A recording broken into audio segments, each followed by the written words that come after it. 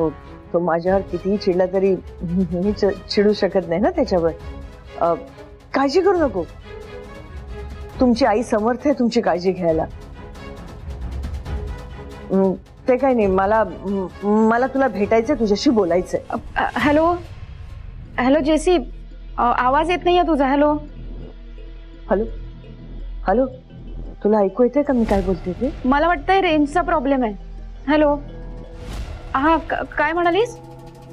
मणी सर इथेच आहे, इंटरव्ह्यूला निघाले. हो हो.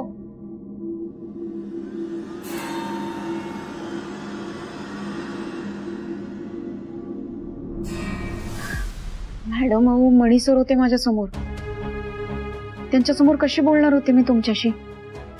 आत्ताच इंटरव्ह्यूला गेले. इंटरव्ह्यूला गेलाय? तू त्याच्या हातावर दही साखर ठेवलीस का?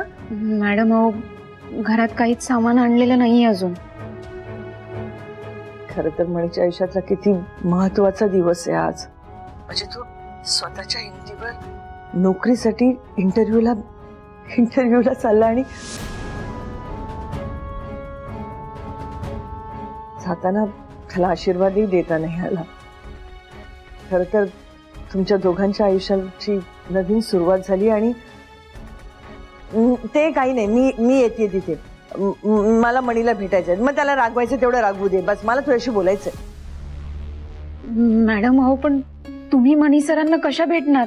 अरे कशा म्हणजे हा नाही ठीक आहे, मी तुला रात्री फोन करते. हो, आपण रात्री बोलू. बरं.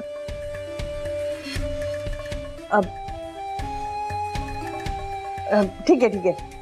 ओके. सॉरी, मी विसरूनच गेले, तुला ऑफिसला जायला उशीर होतोय ना. ठीक आहे. हो, काय झालं मॅम? काही प्रॉब्लेम झालाय का? कसला प्रॉब्लेम नाही, काहीच प्रॉब्लेम नाही. मॅम, तुम्ही माझ्यापासून काहीतरी लपवताय, मला खरं खरं सांगा, काय झालं? अगं तू वेडी आहेस का? मी कशाला तुझ्यापासून काय लपवू? आणि लपवण्यासारखं काय आहे? काहीच नाही, म्हणजे तिच्या पोटात दुखतंय ना. आता प्रेग्नन्सी मध्ये या सगळ्या गोष्टी होणार ना. ऐकायलाच तयार नाहीये.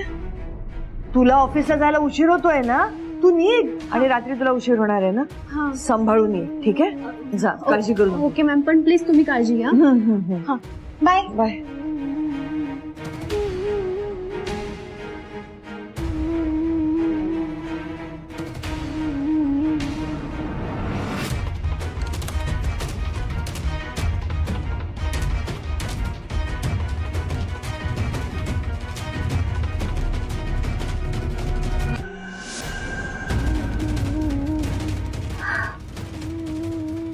वॉर्डन मॅडम जर मणी सरांना भेटले तर मणी सर परत चिडतील.